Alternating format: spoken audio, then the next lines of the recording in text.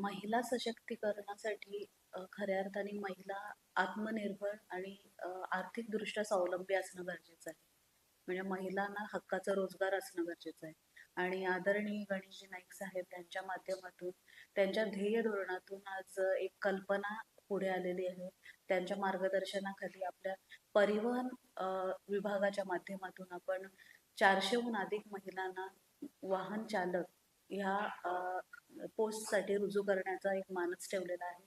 यासाठी लागणारं प्रशिक्षण समाज विकास आपल्या विभागाच्या नवी मुंबईच्या विभागातील समाज विकास विभागाच्या माध्यमातून त्यांना प्रशिक्षण दिलं जाईल वाहन चालकासाठी. आणि प्रशिक्षणाअंती त्या महिलांना आपण वाहन चालक म्हणून रुजू करणार आहोत. ह्यासाठी 3 वर्ष नवी मुंबईतील वास्तव्य आणि इतर अटी शर्ती ह्या बेसिसवर आपण घेणार आहोत.